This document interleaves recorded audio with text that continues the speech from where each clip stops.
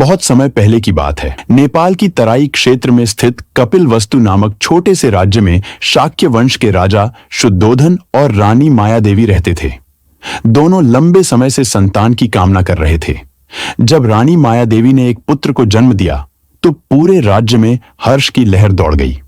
उस बालक का नाम रखा गया सिद्धार्थ।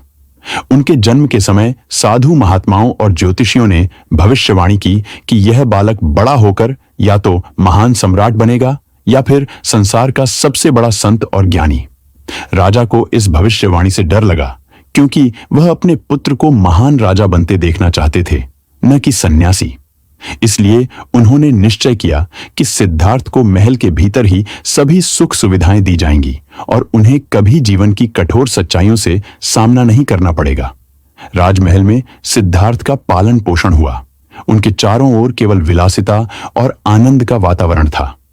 सुंदर बाग बगीचे, नाच गाना, स्वादिष्ट भोजन और राजसी सुख, सब कुछ उनके लिए उपलब्ध था। राजा ने यह भी प्रबंध किया कि सिद्धार्थ की नजरों से बूढ़ा, बीमार या दुखी इंसान दूर रखा जाए। लेकिन बचपन से ही सिद्धार्थ का स्वभाव अलग था। वे बहुत दयालु और संवेदनशील थे। अगर किसी पक्षी को चोट लग जाती तो उनका दिल पसीज जाता।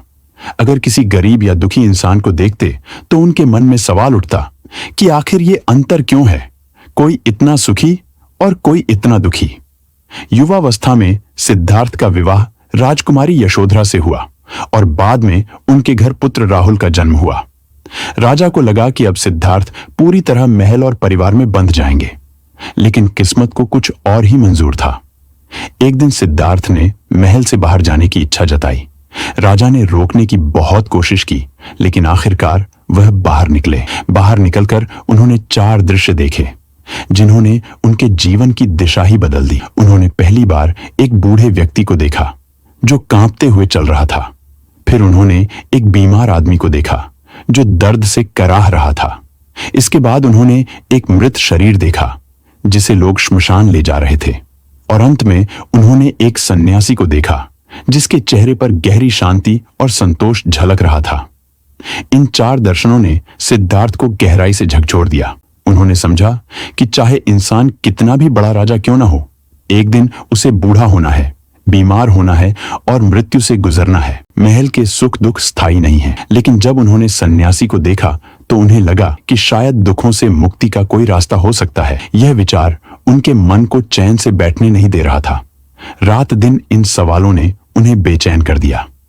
आखिरकार उन्होंने निश्चय कर लिया कि वे सत्य की खोज में निकलेंगे। एक रात जब सब सो रहे थे, उन्होंने चुपचाप महल छोड़ दिया।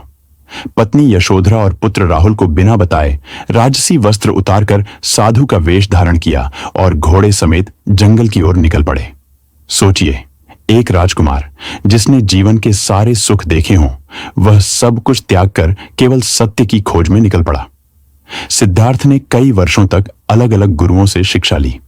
उन्होंने ध्यान किया, कठोर तपस्या की और अपने शरीर को तकलीफ दी। वे इतने दुबले और कमजोर हो गए कि हड्डियों का ढांचा मात्र रह गए। लेकिन उन्हें संतोष नहीं मिला। तब उन्हें यह समझ आया कि न तो अत्यधिक विलासिता सही है और न ही अत्यधिक तपस्या। सच्चाई का रास्ता बीच का मार्ग है, जिसे उन्होंने बाद में मध्यम मार्ग कहा। इसके बाद सिद्धार्थ बोध गया पहुंचे। वहां एक पीपल के वृक्ष के नीचे बैठकर उन्होंने संकल्प लिया कि जब तक सत्य की प्राप्ति नहीं होगी, वे उठेंगे नहीं। कई दिन और रातें बीती।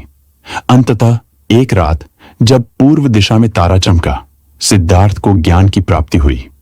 वे अब सिद्धार्थ नहीं रहे, वे गौतम बुद्ध बन चुके थे, जागृत, प्रबुद्ध। उन्होंने समझा कि जीवन दुखमय है, दुख का कारण तृष्णा है, दुख का अंत संभव है और उस अंत तक पहुंचने का मार्ग है अष्टांगिक मार्ग। ज्ञान प्राप्ति के बाद बुद्ध ने पहला उपदेश सारनाथ के मृगदाय वन में अपने 5 साथियों को दिया। इसे धर्मचक्र प्रवर्तन कहा जाता है। उन्होंने 4 आर्य सत्य और अष्टांगिक मार्ग बताया: सही दृष्टि, सही संकल्प, सही वचन, सही कर्म, सही आजीविका, सही प्रयास, सही स्मृति और सही समाधि। बुद्ध का कहना था कि अगर इंसान इस मार्ग पर चले तो वह जन्म मरण के चक्र से मुक्त हो सकता है और सच्ची शांति पा सकता है। बुद्ध ने अपने जीवन के शेष वर्षों में लगातार उपदेश दिए।